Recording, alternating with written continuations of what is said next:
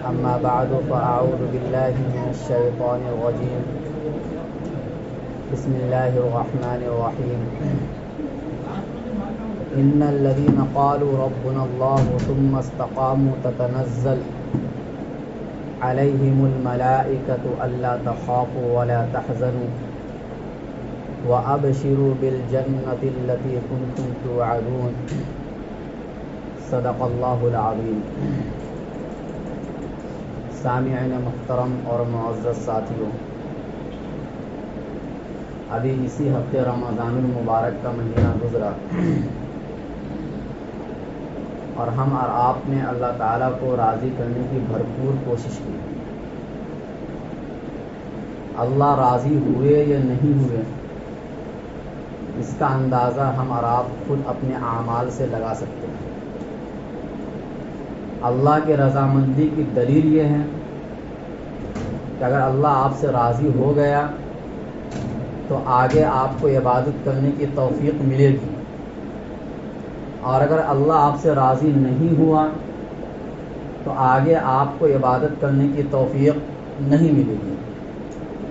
رہا مسئلہ رمضان المبارک میں جو عبادتیں آپ نے کی، وہ انشاءاللہ ضائع نہیں ہوگا، برباد نہیں ہوگا، اس کا اجر اللہ آپ کو دے دیں گے، لیکن ضروری نہیں کہ آخرت میں دیں گے، شاید اس کا اجر دنیا ہی میں دے دے آپ کو، یا یہ کہ اس کے ذریعے سے کچھ گناہوں کو مٹا دے۔ بہرحال نیکی کرنے کا اجر اللہ برباد نہیں کریں گے، لیکن اللہ راضی اسی سے ہوں گے جس کو آگے عبادت کرنے کی توفیق ملے گی۔ یہ بھی اللہ کا اصول ہے۔ اللہ تعالیٰ یہ چاہتے ہیں اپنے بندوں سے کہ تم کوئی بھی عبادت کرو تو اس پر جم جاؤ۔ رمضان سے ہمیں یہی سبق ملا ہے کہ آدمی ایک مہینے تک رمضان المبارک میں عبادت کرتا ہے، ایک نماز قضا نہیں کرتا ہے، ایک روزے نہیں چھوڑتا ہے، وہ تراویح نہیں چھوڑتا ہے، قرآن کریم کی تلاوت نہیں چھوڑتا ہے۔ یہ ایک مہینے کی تربیت یہ بتلا رہی ہے کہ آپ ان عبادتوں پر جم جاؤ۔ آپ میں اللہ یہ صلاحیت پیدا کرنا چاہ رہے ہیں کہ آپ کے اندر استقامت آئے، آپ کے اندر کسی بھی کام کرنے کو ہمیشہ کرنے کی عادت بنا دو۔ یہ اللہ تعالیٰ آپ سے چاہتے ہیں، تبھی 12 مہینے میں ایک مہینہ اللہ نے آپ کے لیے ایسا بنایا کہ اگر کسی کی عادت چھوٹ گئی ہو تو وہ اپنی عادت کو دوبارہ لوٹا لے، اور اگر کسی کی عادت نہ بنی ہو تو وہ اپنی عادت بنا لے۔ چنانچہ قرآن میں اللہ یہی فرماتے ہیں کہ ان الذین قالوا ربنا اللہ، جن لوگوں نے یہ کہا کہ ہمارے پروردگار اللہ ہیں، ثم استقاموا، پھر وہ اس بات پر جم گئے، ہمارے پروردگار اللہ ہیں پھر اس پر وہ جم گئے۔ اس کا کیا مطلب ہوتا ہے کہ ہم نے رب کو رب مانا، ہم نے رب کی عبادت کو عبادت سمجھا، اور ہم ہر چیز میں اپنے رب کے محتاج ہیں، اس بات کا ہم نے اقرار کر لیا، اور اس بات پر وہ جم گئے۔ پھر وہ کسی اور کی عبادت نہیں کرتے ہیں، پھر وہ کسی اور کی بات نہیں مانتے ہیں، پھر وہ کسی اور کی مرضی کے مطابق نہیں چلتے ہیں، بلکہ وہ ہر ایک چیز میں ہماری مرضی کے مطابق چلتے۔ ثم استقاموا، جس میں استقامت آئے گی، تتنزل علیہم الملائکہ، اس کا فائدہ یہ ہوگا کہ موت کے وقت فرشتے ان کے پاس آئیں گے۔ تتنزل علیہم الملائکہ، وہ کہیں گے اللہ تخافوا ولا تحزنوا، اے بندہ تو غم نہ کر، تو رنجیدہ نہ ہو، کیونکہ موت کے وقت میں انسان کو اس اطمینان کی ضرورت ہوتی ہے، کیونکہ اس وقت میں شیطان سب سے زیادہ ایک انسان پر محنت کرتا ہے۔ جتنی محنت پوری زندگی کسی انسان پر اتنا نہیں کرتا ہے، کیونکہ یہ آخری لمحہ ہوتا ہے، آخری وقت ہوتا ہے کہ اس سے کلمہ کفر کہلوا کر کے دنیا سے اس کو رخصت کر دو، تاکہ یہ ہمیشہ ہمیشہ کے جہنم میں چلا جائے۔ اس لیے کہ انسان اس کے مرنے کے وقت میں جتنی تکلیف اس کو ہوتی ہے اتنا کہیں اور اس کو نہیں ہوتی ہے. اور سب سے زیادہ کوشش شیطان کرتا ہے اس وقت میں اگر فرشتے آپ سے آ کر یہ کہہ رہے ہیں کہ آپ غمگین مت ہو, آپ رنجیدہ مت ہو, وَأَبْشِرُوا بِالْجَنَّةِ الَّتِي كُنْتُمْ تُوعَدُونَ, اور آپ خوش ہو جاؤ اس جنت پر جس کا آپ سے وعدہ کیا گیا ہے.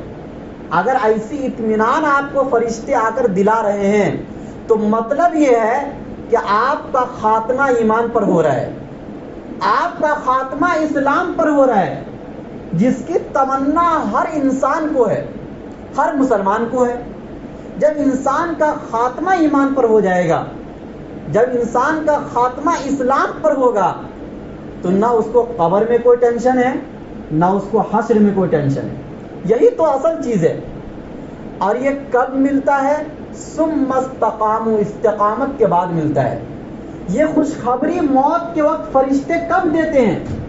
جب انسان اپنی پوری زندگی عبادت پر استقامت کے ساتھ گزارتا ہے. ایسا نہیں کہ آپ کسی وقت کر لیتے ہیں عبادت, کسی وقت نہیں کرتے ہیں. ٹائم ملتا ہے تو کر لیتے ہیں, ٹائم ملتا ہے تو نہیں کرتے ہیں. کبھی مرضی ہوتی ہے تو کر لیتے ہیں, مرضی نہیں ہوتی ہے تو نہیں کرتے ہیں. اس کو استقامت نہیں بولتے ہیں. اللہ آپ سے یہ نہیں کہتے ہیں کہ آپ 4 رکعت پڑھو, 10 رکعت پڑھو. اللہ آپ سے یہی کہتے ہیں کہ 2 رکعت پڑھو لیکن ہمیشہ پڑھو. یہ اللہ کی منشا ہے, یہ رسول اللہ کی منشا ہے. اگر کوئی خیر کا کام کرنے والا بہت کم عبادت کرتا ہے لیکن اخلاص کے ساتھ کرتا ہے, ہمیشہ کرتا ہے, یہ بندہ بہتر ہے اس بندے کے مقابلے میں جو کبھی کبھی کرتا ہے اور بہت زیادہ کرتا ہے. جو کبھی کبھی کرتا ہے اور بہت زیادہ. دیکھو اللہ تعالیٰ یہ نہیں دیکھیں گے کہ تم کتنی رکعت لے کر آئے ہو, اللہ یہ نہیں دیکھیں گے کہ تم کتنا پیسہ صدقہ کر کے آئے ہو, بلکہ اللہ یہ دیکھیں گے کہ اس میں اخلاص کتنا ہے, استقامت کتنا ہے. اعمال کا وزن قیامت کے دن کثرت سے نہیں بڑھے گا, زیادہ ہونے سے نہیں بڑھے گا. اعمال کا وزن قیامت کے دن استقامت سے بڑھے گا. تو ہمیں اور آپ کو رمضان سے جو پہلا سبق ملا وہ یہ ملا کہ ہم اپنے اعمال کے اندر, اپنی عبادتوں کے اندر استقامت لائیں, اس کو ہمیشہ کرنے والا اپنے آپ کو بنائے. اور آپ میں یہ صلاحیت ہے. رمضان کا پورا مہینہ جو گزرا اس سے دوسرا سبق یہ ملا کہ آپ میں ان عبادتوں کے کرنے کی صلاحیت ہے. اللہ نے آپ کو بتلایا ہے. 1 مہینے کے اندر آدمی آتے ہیں بولتے ہیں کہ ہمیں یہ گناہ نہیں چھوٹ رہا ہے ہم سے, بد نظری کی گناہ, زنا کی گناہ, شراب پینے کا گناہ, یہ گناہ ہم سے نہیں چھوٹ رہا ہے. ہم آپ سے یہ سوال کرتے ہیں کہ آپ جب کوئی گناہ کرتے ہیں تو اپنے ارادے سے کرتے ہیں یا بغیر ارادے کے کرتے ہیں؟ کوئی آپ کو مجبور تو نہیں کرتا ہے کہ آپ جا کے شراب پی کر آؤ, کوئی آپ کو مجبور تو نہیں کرتا ہے کہ آپ نماز چھوڑ دو, کوئی آپ کو مجبور تو نہیں کرتا ہے کہ آپ جھوٹ بولو. آپ کو کسی بھی گناہ کے کرنے پر کوئی آپ کو مجبور نہیں کر رہا ہے. آپ کے ماں باپ یہ نہیں کہہ رہے ہیں کہ فلاں گناہ کا کام کرے گا تب میں آپ سے راضی ہوں گا ورنہ میں ناراض ہو جاؤں گا. ایسا آپ کے ماں باپ کہتے ہیں؟ کوئی ماں باپ نہیں کہتے ہیں. پتہ یہ چلا کہ گناہ کا کام آپ اپنے ارادے سے کرتے ہیں. آپ کو اس گناہ کے کام کے کرنے پر کوئی مجبور نہیں کرتا ہے. اسی طرح نیکی کا کام بھی آپ اپنے ارادے سے کرتے ہیں. نیکی کا کام کرنے پر کوئی آپ کو مجبور نہیں کرتا ہے. اگر مجبور کرنا ہو جائے گا تو جنت اور جہنم یہ 2 چیزیں اللہ نے کیوں بنائی ہے؟ اگر ایک آدمی مجبور ہو کر گناہ کر رہا ہے تو اس کے لیے جہنم کی سزا بیکار ہے. ایک آدمی مجبور ہو کر نیکی کے کام کر رہا ہے تو اس کے لیے جنت کی نعمت بھی پھر صحیح نہیں ہے, کیونکہ یہ اپنے ارادے سے ہوگا. تبھی تو اللہ کہتے ہیں کہ میں کچھ بندوں کو جہنم میں ڈالوں گا اور کچھ بندوں کو جنت میں ڈالوں گا. اس میں میرا کوئی قصور نہیں ہے, میں کسی پر ظلم نہیں کر رہا ہوں. یہ آپ نے اپنے ارادے سے جیسے اعمال کیے ہیں اس کا نتیجہ ویسا نکلے گا. تو پتہ یہ چلا کہ انسان گناہ کے کام بھی اپنے ارادے سے کرتا ہے اور نیکی کے کام بھی اپنے ارادے سے کرتا ہے. اور رمضان کا پورا مہینہ آپ نیکی میں گزارے، اپنے ارادے سے گزارے، کوئی آپ کو مجبور نہیں کیا. بہت سے وہ بندے ہیں جو رمضان کے مہینے میں بھی نیکی رہتی ہے، لیکن زیادہ تر بندے وہ ہیں جو رمضان کے مہینے میں نیکی کرتے ہیں. گویا کہ اللہ تعالی نے اس بندے کے اندر اس بات کی صلاحیت رکھ دی کہ آپ نیکی کر سکتے ہیں، لیکن آپ کرتے نہیں ہیں.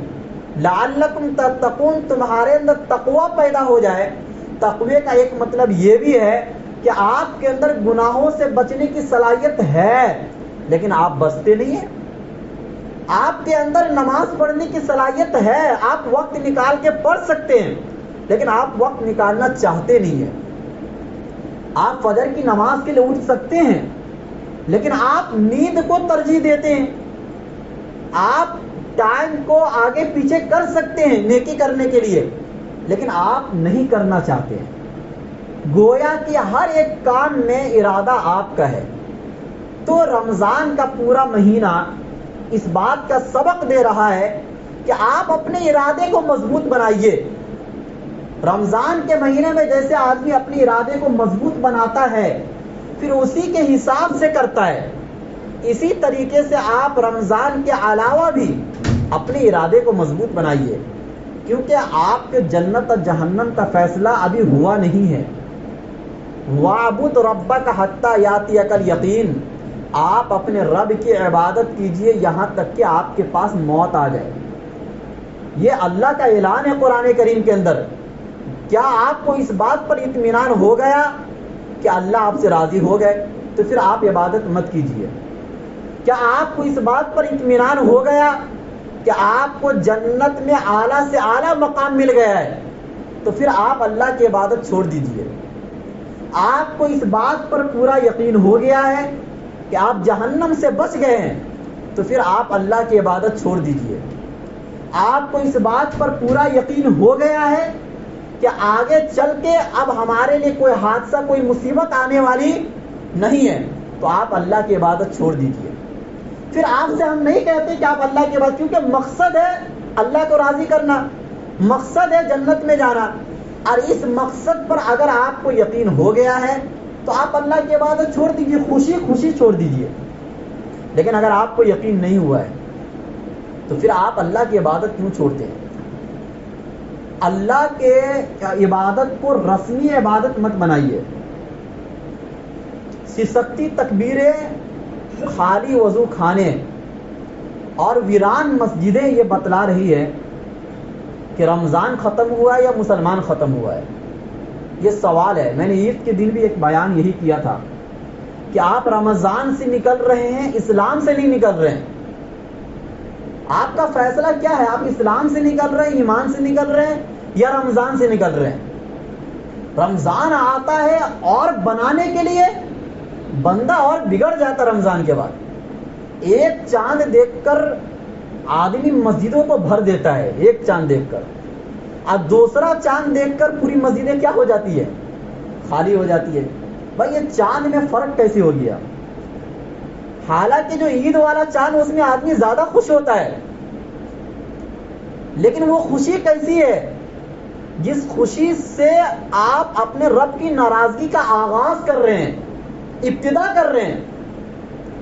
اور جو پہلا رمضان کا چاند دیکھتے ہیں اس میں مسجدوں کو آپ بھر رہے ہیں، حالانکہ اس میں تکلیف زیادہ ہے. آدمی کو روزہ بھی رکھنا پڑے گا، تراویح بھی پڑھنی پڑے گی، عبادتوں کا اہتمام بھی کرنا پڑے گا، ایسے وقت میں کھانا کھانا پڑے گا جبکہ دنیا کی کوئی قوم کھانا نہیں کھاتی ہے. اس میں تکلیف زیادہ ہے. لیکن وہ چاند دیکھ کر آدمی مسجدوں کو بھر دیتا ہے، اور دوسرا چاند دیکھ کر آدمی مسجدوں کو خالی کر دیتا ہے، ویران کر دیتا ہے. یہ چاند میں فرق کس نے کیا؟ خدا اس کے رسول نے تو نہیں کیا.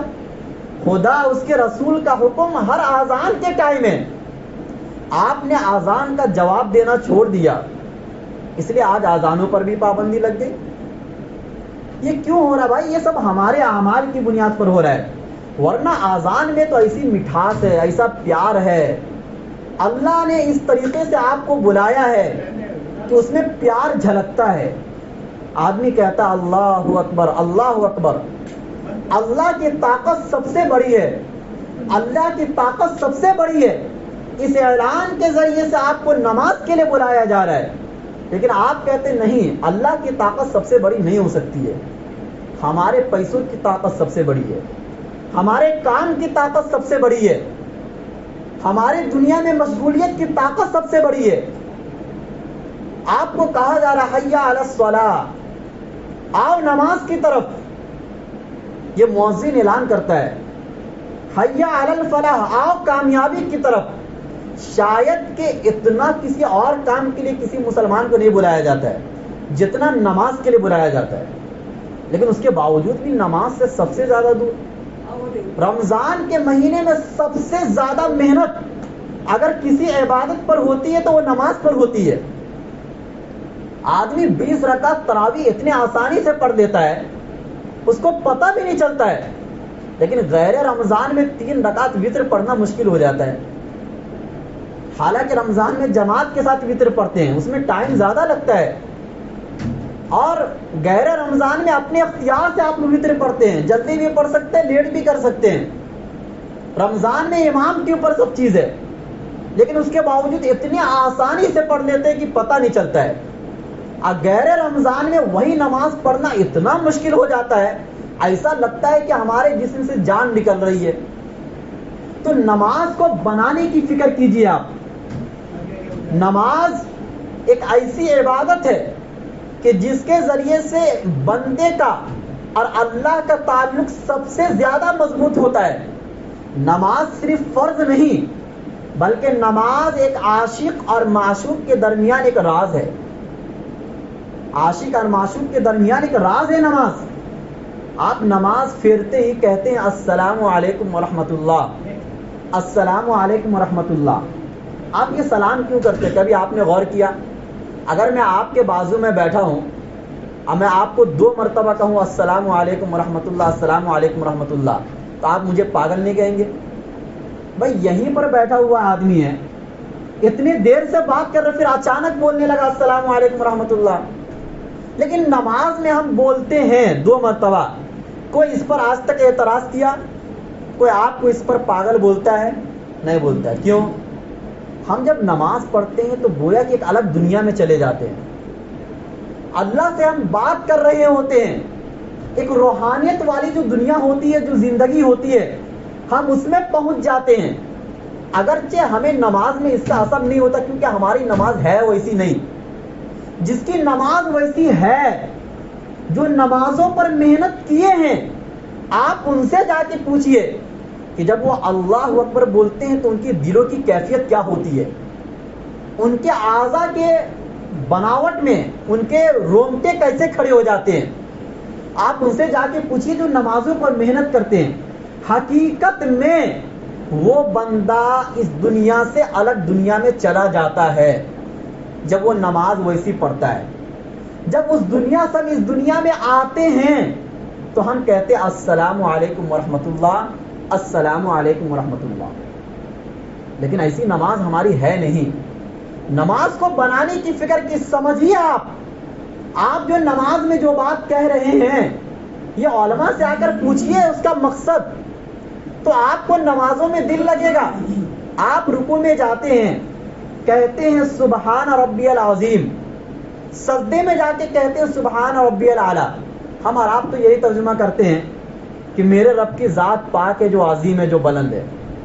لیکن اس کا مفہوم سمجھیے آپ کہنا کیا چاہ رہے ہیں اور اللہ آپ سے کیا کہلوانا چاہ رہا ہے. آپ جھک کے کیوں کہہ رہے ہیں یہ بات؟ آپ کھڑے ہو کے بھی کہہ سکتے تھے سبحان ربی العظیم. آپ سجدے میں جا کے کیوں کہہ رہے ہیں سبحان ربی الاعلیٰ؟ کوئی اور عبادت میں جھکنا نہیں ہے. آپ حج کرنے جاتے جھکنا نہیں ہے, آپ زکوٰۃ نکالتے جھکنا نہیں ہے, آپ روزہ رکھتے جھکنا نہیں ہے. آخر نماز میں سبحان ربی العظیم اور سبحان ربی الاعلیٰ کے ساتھ یہ جھکنے کا حکم کیوں؟ کبھی آپ نے اس پر غور کیا؟ یہ اس لیے ہے, یہ اپنے جرم کا اعتراف ہے. اے اللہ ہم آپ کے سامنے جھکتے ہیں, سبحان ربی العظیم، آپ کی ذات تو ہر عیب سے پاک ہے. اگر میرے اوپر ظلم ہو رہا ہے قصور میرا ہے، میرے حالات خراب ہے اللہ قصور میرا ہے. آپ کی ذات تو پاک تھی ہر عیب سے اور پاک ہے. آپ تو میرے اوپر رحم کرنا چاہ رہے ہیں الرحمن الرحیم، لیکن قصور میرا ہے کہ میں اس رحم کو لے نہیں پا رہا ہوں. یہ اپنے جرم کا اعتراف ہے. اس لیے ہم اپنے جرم کا اعتراف جھک کر کرتے ہیں. اللہ کو منوانے کے لیے اور جھک جاتے ہیں، سجدے میں چلے جاتے ہیں. ایک مرتبہ نہیں، دو مرتبہ جاتے ہیں. کبھی اس پر غور کیجیے. آپ تھوڑا بیٹھ کے نمازوں پر غور کر لیا کیجیے. آپ سورہ فاتحہ پڑھتے اس کا مطلب سمجھیے کیا کہہ رہا اللہ آپ سے. اللہ کا ایک پیغام آ رہا ہے آپ کے پاس، آپ کبھی غور کیے اس کے اوپر؟ اللہ قرآن میں کہتے ہیں افلا یتدبرون القرآن ام علی قلوب اقفالها. یہ لوگ قرآن میں غور و فکر کیوں نہیں کرتے؟ کیا ان کے دلوں پر تالا لگ گیا کہ قرآن میں غور نہیں کرتے؟ آپ جب اپنی نماز کو ختم کرتے ہیں تو آپ کہتے ہیں اللہم انی ظلمت نفسی ظلما کثیرا. یہ دعا پڑھتے ہیں نا ہمارا. حضرت ابو بکر صدیق نے اللہ کے نبی سے سوال کیا، بخاری کی یہ حدیث ہے کہ اللہ کے نبی مجھے ایک دعا ایسی بتلا دیجئے جو میں نماز میں پڑھا کروں.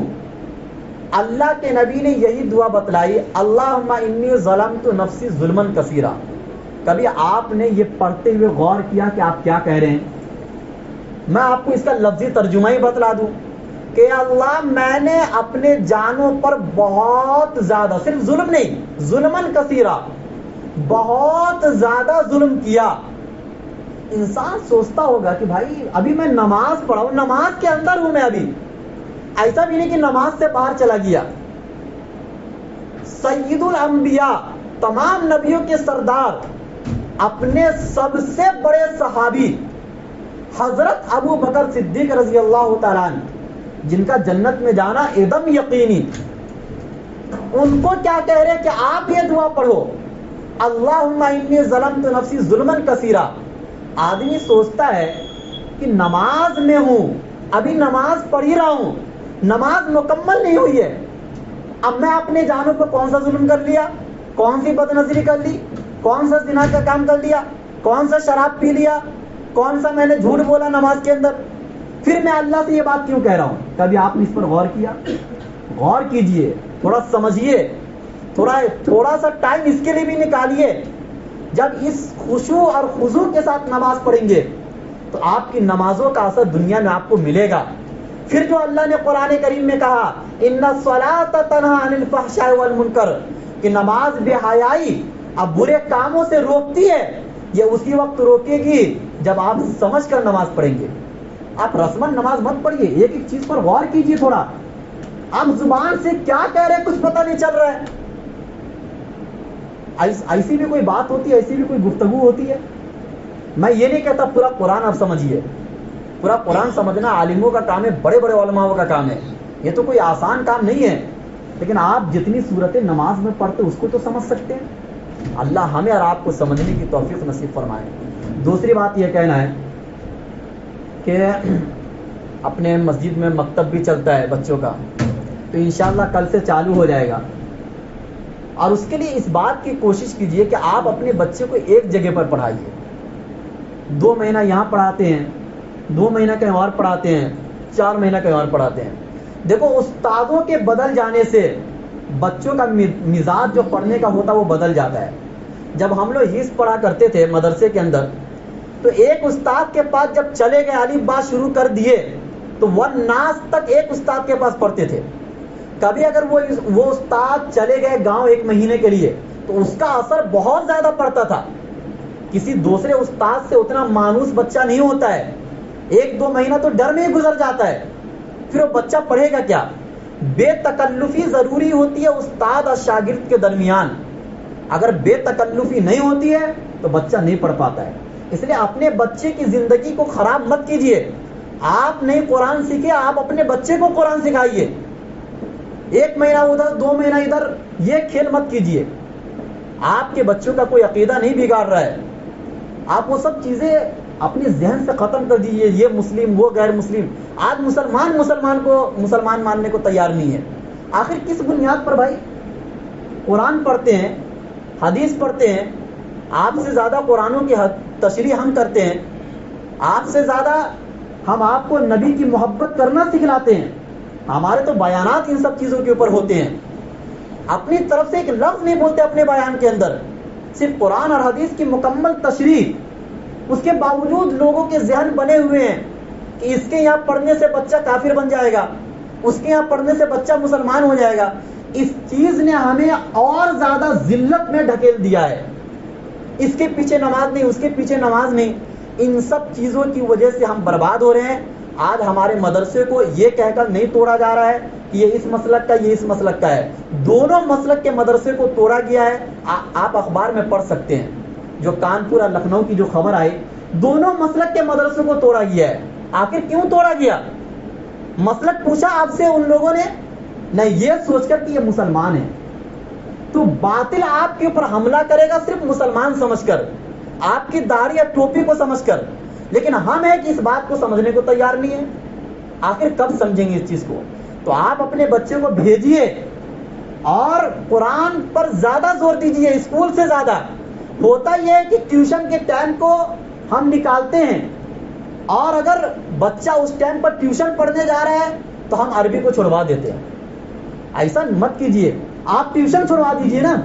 آپ کا بچہ اسکول پڑھتا، ٹیوشن پڑھنے کی کیا ضرورت ہے؟